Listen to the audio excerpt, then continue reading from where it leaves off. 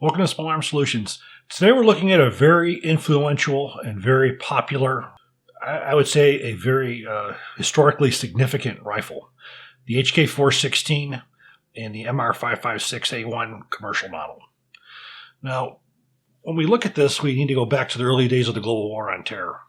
Now, the M4 carbine's first major battles were saw in the global war on terror. It was adopted in 1995. It had very little combat experience until the onset of the global war on terror. And in the early days of the war in 2011, the M4 had basically been a second echelon rifle. It was used for somebody who didn't have the ability to carry a full-size rifle but needed more firepower than a pistol would provide. That's what it was designed for. When it was designed for that role, and it had a very big emphasis on parts compatibility between the M4 and the M16A2 and so forth. Well, once the global war on terror began, it began being used by special operations, some of the most elite teams in the U.S. military, SOCOM, as a primary weapon. And it wasn't designed as such. So around 2001, 2002, special operations units using the M4 carbines had some issues. They had, one was bolts that were breaking. They were breaking at the cam pin area on the bolt, as well as barrels that were blowing. And SOCOM was concerned that there was a problem with this rifle. In fact, they went as far as to go as it's fundamentally flawed. So at that time, H&K was looking at this problem as well. And they thought to themselves that they could do better. They looked at the M4 and they said that we have a better option. They took one of their existing platforms, the G36, and what they decided they wanted to do was they wanted to put a G36 gas system in the M4 carbine, and they felt that what that would do was increase the reliability for several reasons. So what we're going to do now is we're going to take apart the handguard on the G36 and take a look at the system that was copied by HK to put onto their rifle.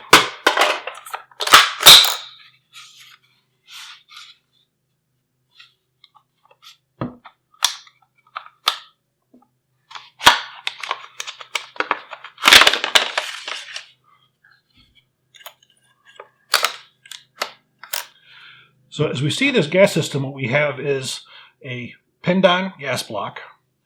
We pull the gas spring to the rear, and we can remove. So what we have here is an operating rod spring. And then we pull out the piston itself. Now, this piston here does have gas rings on there, and we'll explain why that happens. When you have a standard piston system, such as an AK, you have a piston that sits into the gas block. It's not sealed. You have areas where gas can escape around the piston. So what that means is when the impulse comes in and the gas comes back, gas is leaking around the piston, and that's causing gas loss, which requires more gas to be able to compensate for what's being lost to knock the action back. So requires over-gassing.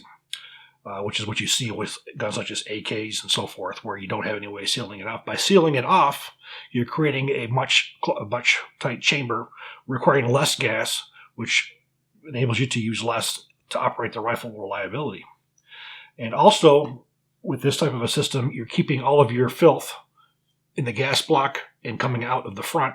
You're not bringing it back into the system, where you have the M16 system, where you have the bullet travels down, gas port comes up, gas comes back. It creates a expansion piston, or a piston in between the back of the bolt carrier, knocking it back, which you do introduce some of the carbon into the system, which can in fact cause some carbon fouling.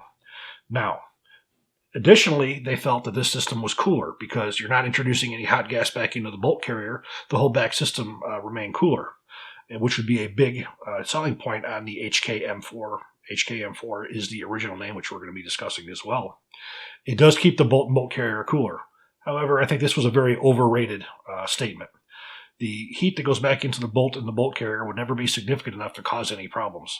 In order for that heat to cause enough problems, you would have to have enough heat that would cause a problem with the heat treat on springs that would cause springs to fail and other parts to fail, and it would never get that hot. The barrel would blow long before that.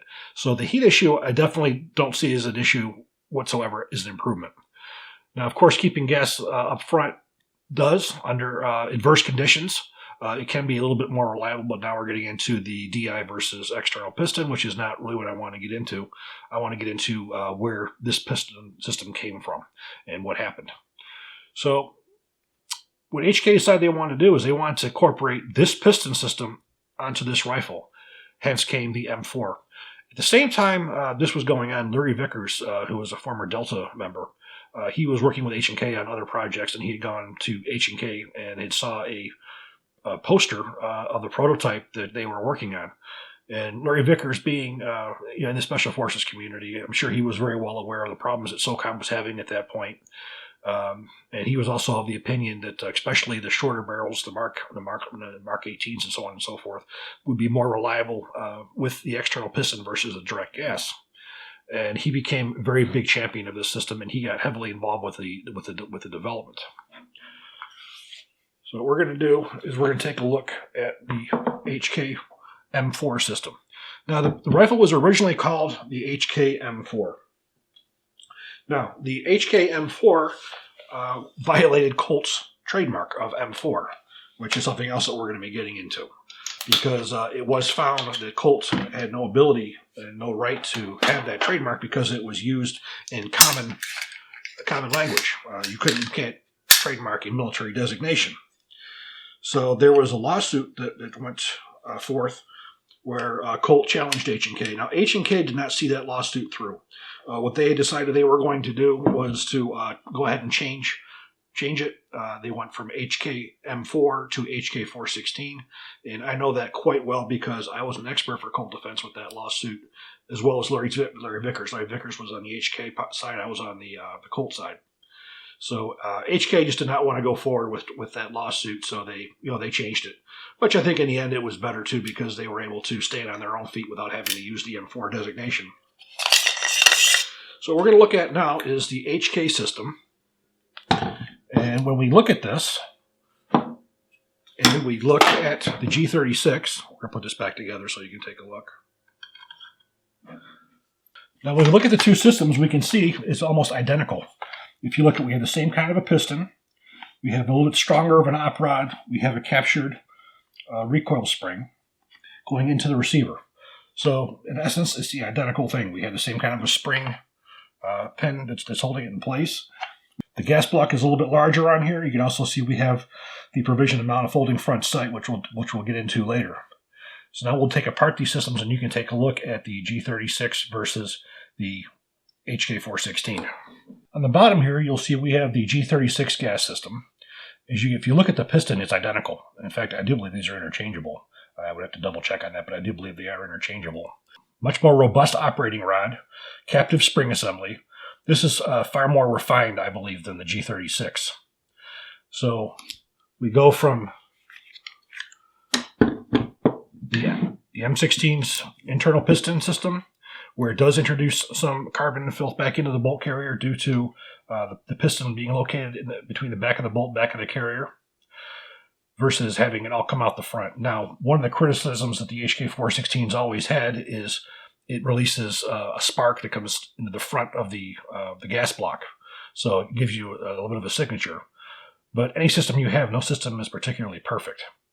So this was the starting point, which went from the G36 going to the M4, and then the M4 being modified to the HKM4, which utilized the G36 piston. And then we go from the name HKM4 to HK416. In 2002, U.S. SOCOM held a platform modification conference to address the M4 issues. The HK staff believed that they had the ability to change this problem, and with their utilization of their new gas system. However, Colt killed off the PMOD. That's the acronym is PMOD for this. They killed it right off because they viewed it as modifications to the M4. And Colt at the time had the sole source contract on the M4, so nobody could do anything but Colt. Well, this was able to be gotten around very, very easily. U.S. government, SOCOM, to be exact, was able to provide HK with several M4 carbines for them to do testing on. They could do that because there was no technical data being transferred. So if they were to provide HK technical data, then Colt could protest because they didn't. They just provided them the firearms. There's nothing that could be done. And here's where HK did all of their research and development at their own cost. The U.S. government had no money at all being put into this program. HK did this solely. Now, we touched on this a bit earlier, but what we're looking at for as far as the arguments that HK had given to SOCOM of why they felt the system would be better. First off, when you're dealing with the shorter barrels, you have to let in a lot more gas to operate the system with a direct gas. And with the external piston, utilizing the gas pressure up front, it is much easier and it's much more durable with those smaller gas systems to run them reliably.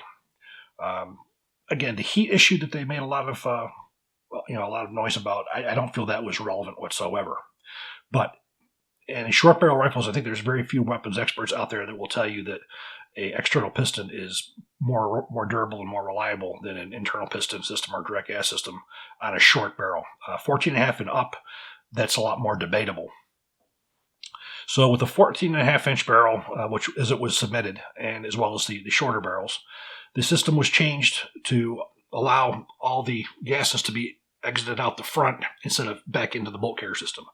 So there was little to no filth at all in the back of the bolt mechanism.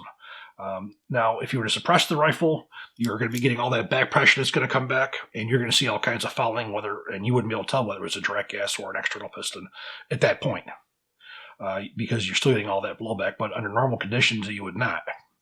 So you had no carbon being deposited back there. They set a cooler system. You had a more durable system that was in the shorter barrel system for reliability and durability. Now, the early HKM4s utilized standard M4 lower receivers. They were built as a retrofit kit. Now, the original ones, the bolt carriers, you're going to be seeing some photographs here of the original bolt carrier versus what we see now. The original bolt carrier on the HKM4 it looked like a carrier key that was forward. It was solid steel, but it looked like a carrier key, which is later changed to the one that you see right here, which has a tombstone. Basically, all they had to do was extend the operating rod backwards so it would be able to mate with that surface rather than it being up front like there was a carrier key. That was one of the major changes. And other change is going to be the firing pin safety, which we're going to get into when we look at the rifle's guts. Now, the HKM4 came in various barrel lengths. And another interesting feature on the HKM4 at that time, again, I'm calling it the HKM4 because at that particular point in time, this is the version we're discussing, had no ejection port cover. They designed it the same way they did the G36. However, they got quite a bit of negative feedback from the SOCOM or the military community, basically feeling that they were getting cheap by not adding it onto it. So they ended up adding it onto it. 2004, there was a preliminary accepting test by Special Operations Force. It was a 12,000 rounds test. It passed, and there was an immediate 500 ordered by Special Operations. So from here, we're going to talk about some of the different applications within SOCOM. It was welcomed by some in SOCOM and not so much by other ones. Fifth Special Forces, the report that they came back with was rather negative. And if you look at throughout SOCOM, you will see different types of weapons being used by different units, even to this day. To this day, the HK416 had not been very successful in the U.S. government until the adoption of the M27 IAR in large numbers. Now, Special Operations, you have certain SEAL units had bought the HK416. Certain SEAL units are still using M4A1s, and we're going to get into why they're still using M4A1s. And you would still have some of them that would have SCARs. You would have some of them that would use the 7.62 rifles. You had there's a lot of different weapons that are being used within SOCOM. But the HK416 certainly has done well. So now we go back to the time period where this began in the early part of global war on terrorism. There had been found that Colt had some issues with the quality control on their bolts. And those problems with the bolts had a lot to do with the heat treating and metrology. And they had got that fixed. And the problem with the bolts breaking started to go away. And then for as far as the problem with the barrels bursting, which was the other major issue that SOCOM had found, they had found that was not a problem with the rifle at all. The problem was the way the rifle was used. As we speak earlier, the M4 carbine was not designed as a special forces or as an infantry weapon. You have a very thin barrel for lightweight. So when SOCOM was trying to use the M4s in the role that they were, heavy suppressive fire, the barrel was not designed to take that kind of heat. That problem was also solved with the introduction of the M4 SOCOM barrel, which was a heavy barrel. Once the heavy barrel was put into production and given to SOCOM, that problem had gone away as well. So the reality was the bolt carrier, the bolts breaking, that was a Colt problem. They screwed that up. For as far as the barrels bursting, they were trying to make the M4 do something it wasn't designed. It's trying to take a street car, a regular, Prius, and trying to make it work the same way as a NASCAR would. It's not designed to work that way. So until you modify something to work that way, you're looking at a design intent that was being used. They were overrunning these guns, and the problems were solved with the correction of the bolts and the new barrels. So many SOCOM people had chosen to go back to the M4. They liked the M4. They liked the way that it felt. They liked the reliability. The problems, many of those problems went away. But a lot of people still had that bad taste in their mouth. The M4 wasn't a reliable rifle. So now we're going to switch. We want to switch over to something new. I'm going to talk a little bit more about some of the introduction before we get into the mechanics of the rifle, because it's very, very significant.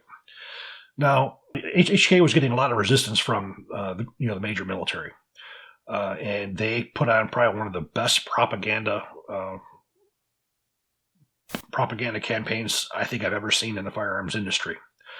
They were able to get with a lot of influential gun writers and basically call out the U.S. government for there being a better rifle for the U.S. military, but you can't have it. You had a lot of experts going to say things about the M4, many of them which were not true. They were trying to make comparisons between the HKM4, and at that time also HK was working on the XM8 program. And this had a lot to do with HK's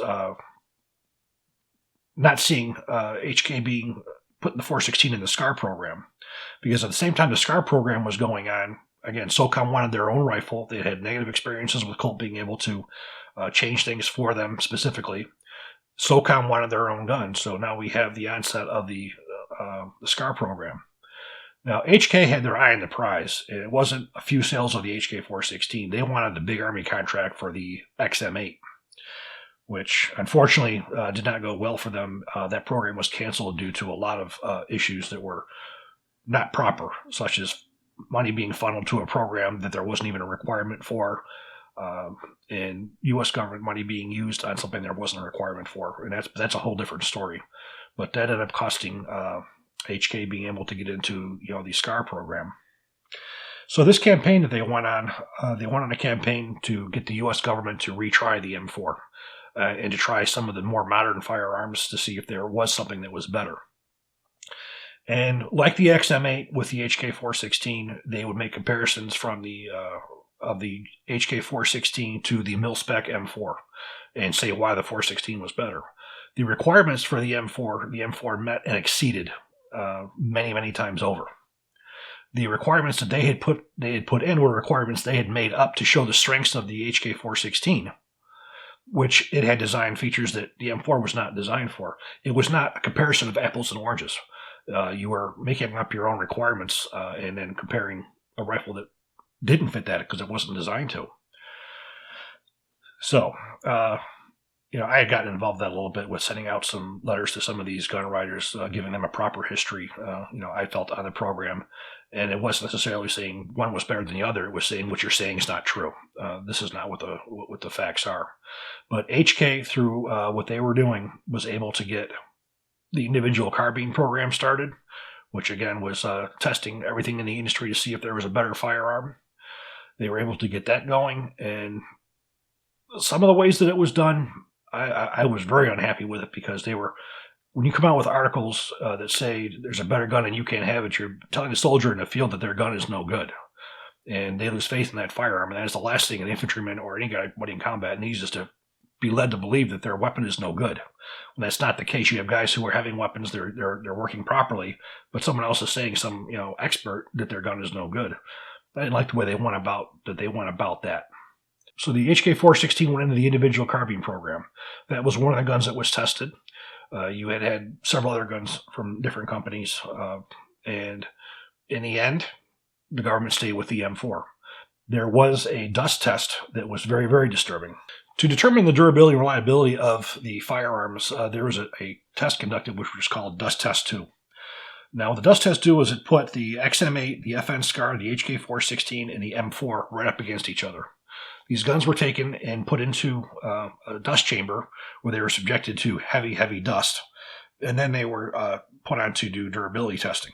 There were a total of 60,000 rounds fired through 10 rifles. The XM8, 127 stoppages. The FN SCAR, 226 stoppages. The HK416, 233 stoppages. And the M4, 882 stoppages. So now we start to look into why are these numbers like they are. The previous dust test one, the M4 was well under. It was definitely comparable to what you saw with the other ones. What changed in dust test 2? And for some reason, the Army has stuck with it. But when Colt looked into it, you found the first 3 rifles, the XM8, FN SCAR, and HK416, brand new rifles, brand new enhanced magazines. They were not using GI magazines. The M4s, when we look at the serial numbers at Colt, those were serial numbers of used guns, the guns that had a lot of rounds through them. There wasn't how much, and they were using standard GI magazines. So you were taking a standard rifle and comparing them to brand new weapon systems that had enhanced magazines. If the M4 was to have an enhanced magazine, would that have made a difference? We don't know because it wasn't tested. It was not done very scientifically. And not having the repeatability of Dust Test 2's results and Dust Test 3, I found very disturbing too, because these tests should be repeatable, and it was not. But it stood. Even though the Army looked at this data, they still had determined that there's no weapon out there that offered a significant leap in technology over the current M4. The troll soldiers that were coming back from Afghanistan and Iraq, when they were debriefed, the M4 was probably one of the more successful aspects of it. So the Army came out and said that, we are not going to change it. So the HK416, it remained with some units in SOCOM. And then we start looking at the next generation infantry automatic rifle program. And this was the first time the HK really got major contracts, and that was with the Marine Corps.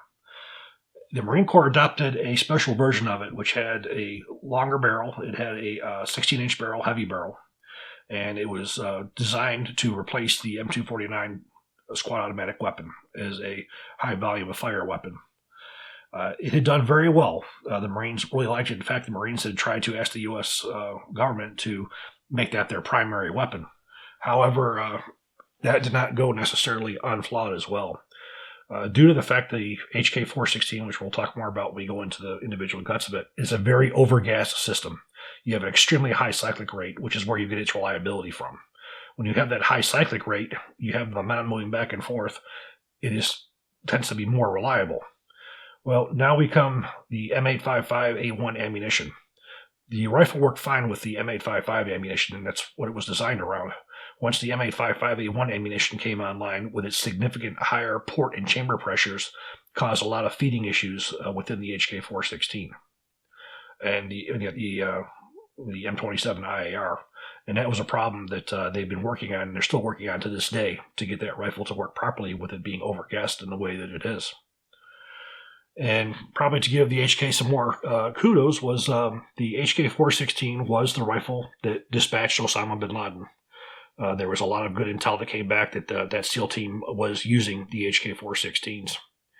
So throughout the U.S. military, there were some SOCOM units that did like it and that did adopt it. At large, it never replaced the M4.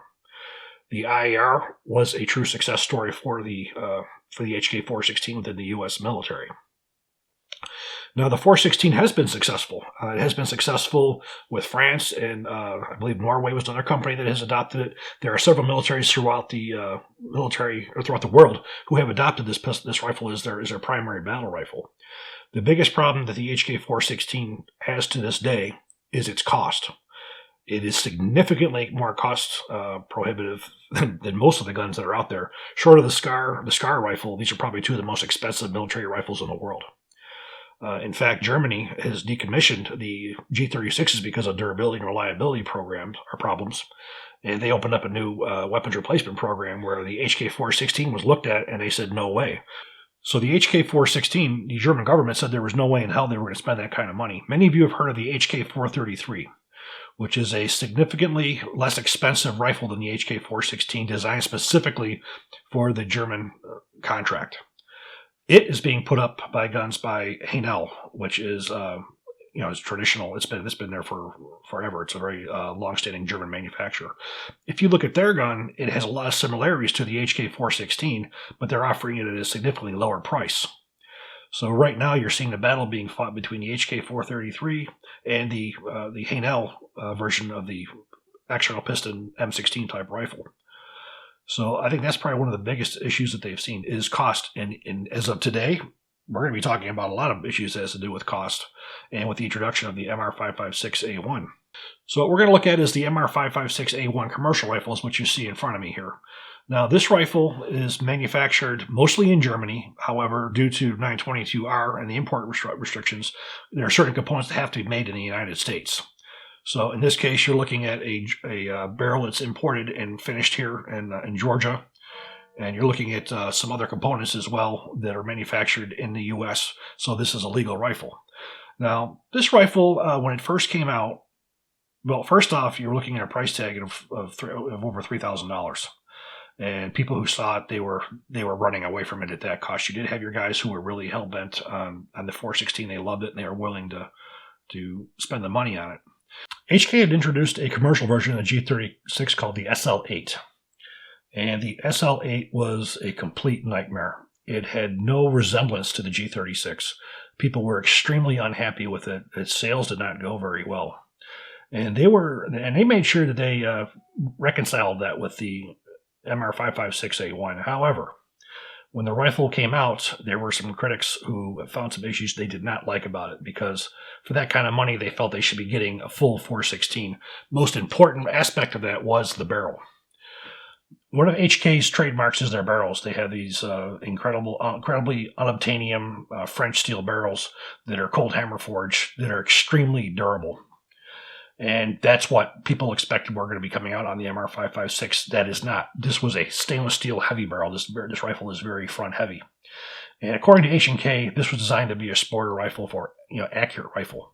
So they put a barrel on it that was, for all intents and purposes, accurate and more precision, therefore heavy. And that was one of the things that really hurt the sales. Now, HK does not import those barrels, and they don't sell HK416 barrels in 16 inches. If you are lucky enough to find any kind of MR5 or any kind of 416 barrels, you're going to be spending upwards into the $3,000 mark for those barrels. It's absolutely unbelievable. That was one of the most important issues with this rifle. There was two other ones as well, which we'll see more of these when we take it apart. The front and rear pivot pins. You have to use a projectile tip or a tool to push in the lock to release the front pivot pin and rear takedown pin, as opposed to the standard, push pins, which is what the 416 has. HK claimed that was due to accuracy. It kept the receivers tighter. People were not pleased with that. And also, they had made modifications to the bolt carrier and the barrel extension, which you will see when we take it apart as well. You cannot put a standard HK416 bolt carrier in the rifle because you have a notch that sticks out, like a post that sticks out on the receiver extension, and a slot cut into the bolt carrier for the MR556. If you were to try to put a full auto or standard 416 bolt carrier in, it wouldn't close because that tab would strike the face of the bolt carrier. Something else that wasn't liked. And the HK416, for the most part, is completely proprietary. You will not find any parts on here really other than such as like the pistol grip and the magazine release that is interchangeable with anything in the industry. So what you have here is a complete proprietary rifle, which is something else that probably hurt HK416 with getting a lot of attention is for U.S. military as a proprietary rifle, because you have all the M16, M4 parts that are not compatible with what you have, and what you have is an M16 type platform. Regardless of the operating system that you see here, this is still an M16 type platform with the way the bolt works and lower receivers and so on and so forth. So you had a lot of proprietary aspects to it. We do have a couple different handguards we're going to show you. We're going to talk about the magazines for this system as well. What you see here are the magazines that the HK416 comes with. These are steel magazines. They're referred to as the HK high reliability magazines. As you'll see, we have a 30 round, we have a 20 round, and a 5 round. These were developed as a product upgrade for the British with their SL8s. The SL8s had a lot of durability issues, a lot of reliability issues. A lot of them were due to the magazines that were being used. So HK developed this magazine for the British as their updates to their improved L1 they designed it as an improvement to their SA-80 rifles. And they carried that over to the HK416 and MR556. They also had come out with their own polymer magazine as well. And this one here, as you can see, is translucent. You can see all 30 rounds. Very durable magazine. This particular one is now discontinued. There is now a Gen 2 that is available in Europe, but according to HK USA here, it's not available for sale here yet. So the magazines that were used, you have this. Now, another part about this rifle that was a little bit different too was the magazine well configuration. You can't use standard PMags in these, the Gen 1s and the Gen 2 PMags, because this utilizes a magazine well that is the same as the SA-80, where it's longer in the front. So the way the constant curve was on the Gen 1 and Gen 2 PMags, the magazine would not fit and it wouldn't lock it. The curve would stop it from going up into battery. So you do have a magazine compatibility issue with this rifle with some of the magazines. It works fine with the standard GI magazines, the HK magazines, but you have to take a look and see what magazines you're using to see if it's going to be compatible with this rifle. So you have a magazine compatibility issue as well. So what we're going to do now is we're going to talk about the MR556A1, and we're going to make some references going back and forth to the HK416 as we see. At SHOT Show 2011, HK introduced the MR556A1 to the U.S. market. Prior to that, you had a rifle that was available in Europe, which was the HK223, which was a commercial rifle that was developed for Europe. So this was a version of that. However, there was some changes that were done between the two rifles. But the MR556A1 was one that was introduced to the commercial market. So looking at it, we have a rifle. At the time this was imported, we already had the import restrictions. So basically, the imported parts were the barrel blank, the handguards, the bolt group, the fire control group. In the U.S. was a lower receiver, and the barrel was finished here in the U.S. And most of that was done in a Columbus, Georgia plant. And prior to that, you had the Sterling, Virginia plants. So looking on the right-hand side, this particular rifle has the sights that are used on the HK416. The MR556 originally came with the HK diopter sight with the wide front. And at some point within a few years ago, that was changed. And now they come with basically a Troy backup sight. Now, this is something else that there were some people who were upset about because HK is known for their diopter sights, and they would have liked to have seen that stay. This is the handguard that had come with the rifle. This has the key mod. Now, I didn't particularly care for this, so I changed it out to the older style, and primarily that was because of the iron sights. I wanted to use the HK416 iron sights, which you pull downward, lift up, and lift up. Now, utilizing the handguard that came with it, it was too long and it wouldn't allow the front sight to lock. So that was one of the main reasons why I swapped this out to the original one. The military ones you see out there are still using the 1913 rails. And there's another handguard out there that is probably the nicest handguard out in the industry, but it also doesn't allow you to use the folding front sight, which is by Geisley Automatics. And what you see is M-lock. So this is all your modern M-lock. You also have QD points in the rear, and you can put your 1913 rail panels anywhere that you so chose, or use any kind of panels that you would like on there. If you want to put a vertical grip on here, you want to put a stop, or you just want to have any type of a rail panel. So as you see, we have a conventional magazine release system, the AR-15M16. We have a safety. The safety is something that is extremely interesting, because with the standard AR-15, if the hammer is in the forward position, you cannot engage the safety. Where with the MR556, if the hammer is fired, the hammer is in the forward position, we can put it on safe. This is a requirement in Germany for the HK223 that came over here to the US.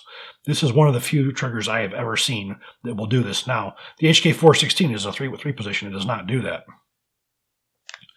So now we're going to take a look at the back of the stock. HK has their own proprietary stock system. As you can see, it's rather large. We have a removable butt plate.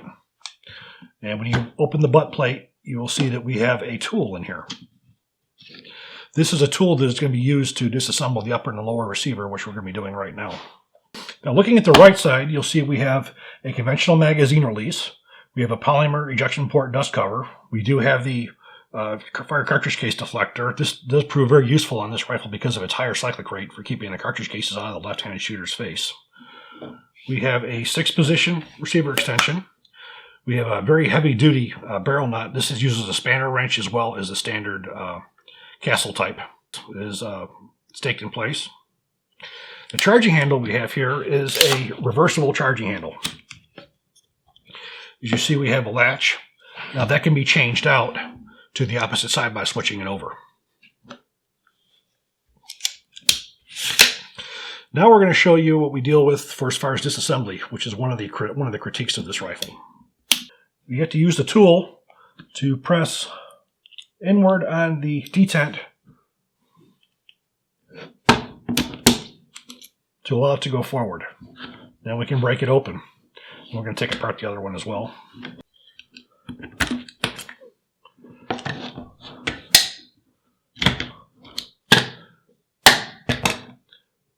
So now we're going to take a look at the lower receiver. So as we see forward, when the hammer's in the forward position, we can engage the safety. So that's a very unique feature. Now looking here, we see we have a redesigned buffer retainer pin, which is much more beefy than the standard one that's used on the M4. We push that down, and we remove the buffer.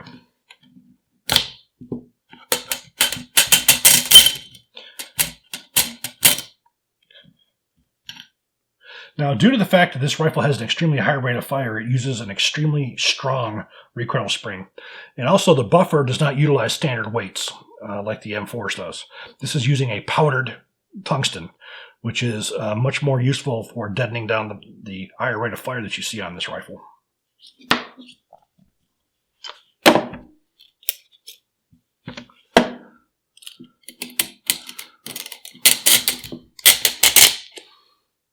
And we can take a little bit of a closer look now at the front pivot pins.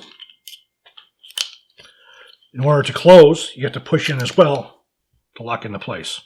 Now, these can be replaced with the standard front pivot pins, but you have to break the very heavy staking on here to remove the rear one. This one is replaceable very easily. You can also see HK has their own proprietary pistol grip. This I'm having sort of a hard time getting used to myself, but it's not bad.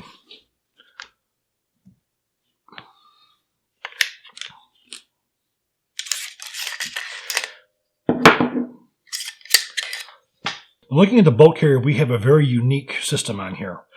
This is one of the first small arms I've ever seen that utilizes a firing pin safety. Due to such a high rate of fire that you see on this rifle, just the inertia from the bolt going back and forth, just the inertia of the firing pin was enough to cause slam fires. So what HK had to do was develop a firing pin block which holds the firing pin in the lock position.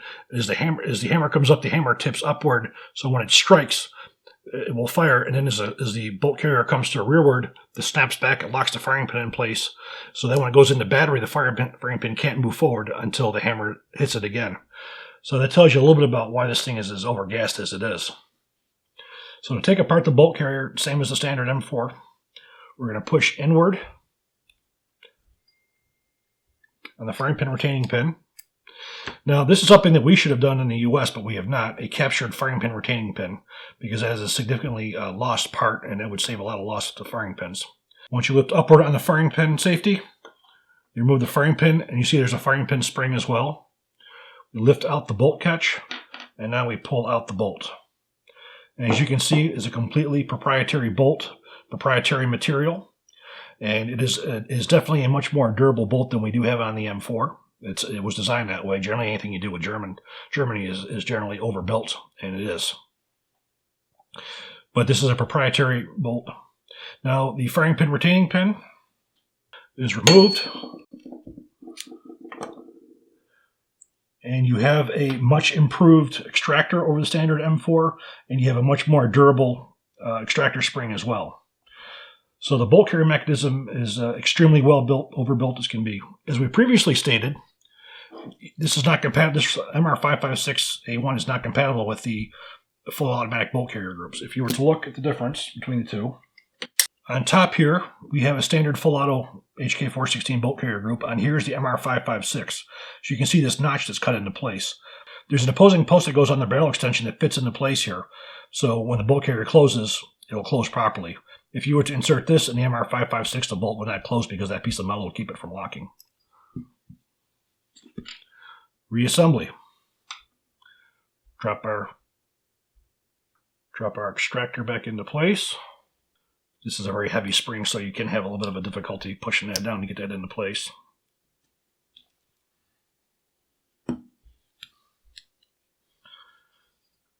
Install the bolt in the bolt carrier, extractor to the right side,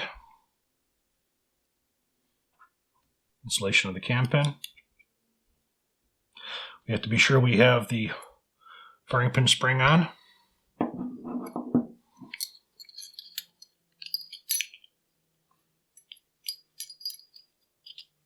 Now, when we place the firing pin in place, we got to pull upward on the firing pin lock.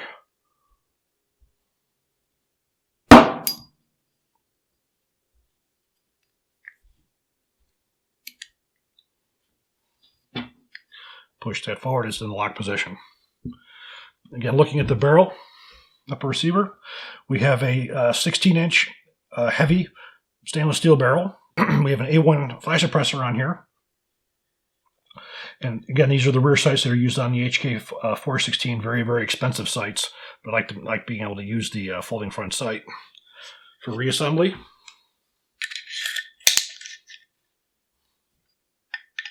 standard, just like a standard M4. We have to make sure we have our front and rear takedown pins out, again using the tool.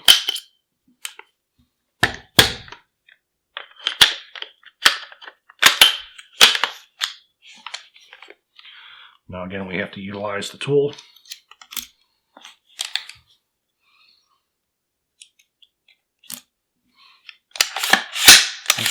And there we have it.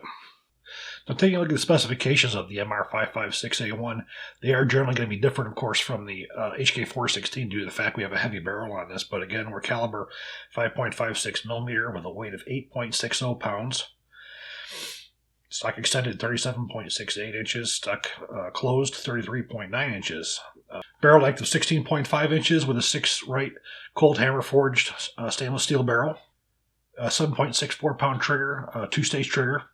And the receivers are 7075 T6 aircraft grade aluminum forgings. And as the rifle had come, as I had shown earlier, it came with the key mount handguard. This one, I put the original Bill Standard 1913 rail handguard back on it.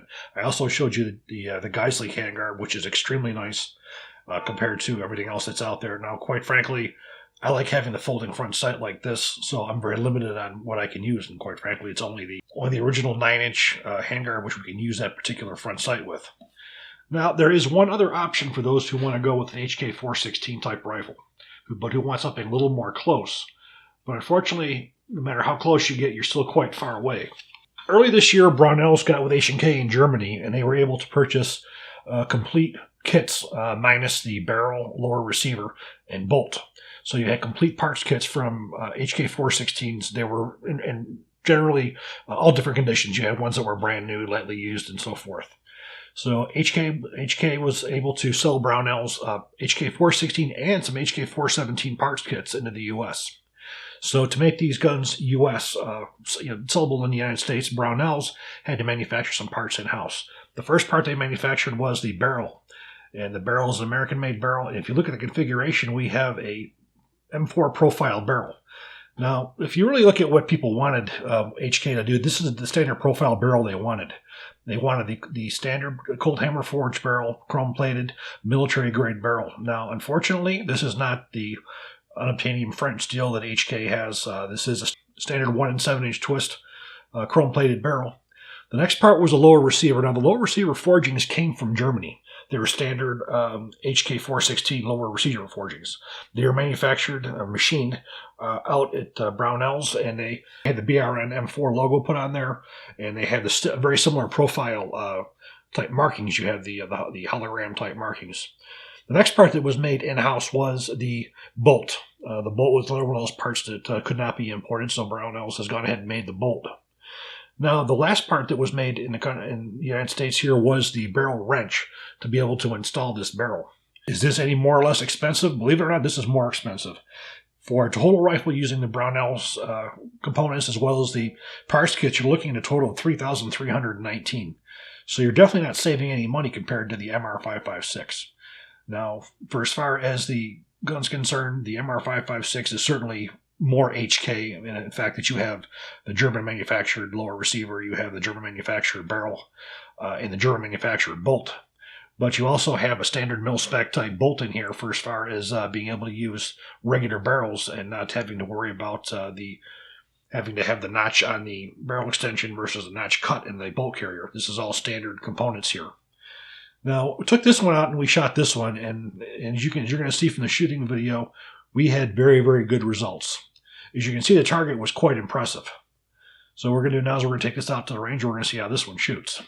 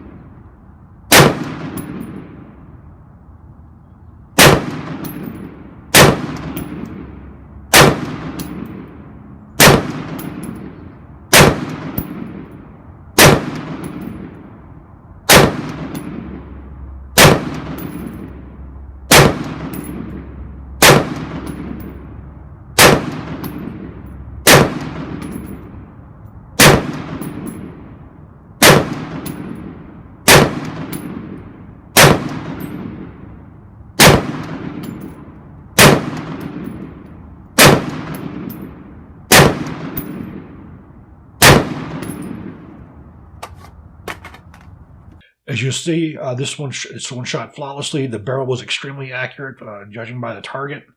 So you basically have two rifles. You have two opportunities to have an HK416 type rifle. Now, if you find yourself going on Gunbroker or any of these types of sites, find some actual HK416 components. The barrels, if you can find them, generally are the shorter barrels, and the price is astronomical. If you were to try to build one of these rifles, a complete HK416 type rifle, using the MR556 as your starting point, then going with the barrel, you're probably looking at a well over $5,000 to $6,000 rifle, and that's certainly quite insane for for what you're getting. But the HK416 definitely has its champs. It's had a very successful military career commercially. I think the same results have come from the Brownells customers as well as the HK. It's the price. People like them. They're beautiful rifles. The parts are very well made. The price is just so prohibitive for your average individual to be able to put up for, and that really is a shame. And that's been the plague of the HK416's military career as well. Even in Germany, Hohenfechler and Koch. It's the same thing with them not even being able to look at the rifle for military service because of the cost, which is where the HK433. Now, Brownells, as I also said, you're looking at 417 parts kits as well. They're manufacturing the same components for the HK417. Brownells has just done some absolutely incredible things over the last couple of years with being able to bring obsolete rifles and now hard-to-get rifles. So I hope you all enjoyed this video. It was rather lengthy, but there's a lot of history to discuss about the HK416, where it came from, down to the commercial versions, and then on to the Brownells. It was a long video, but I hope you found it very, very informing. So if you do, please click like, please subscribe, even better, share. Thank you.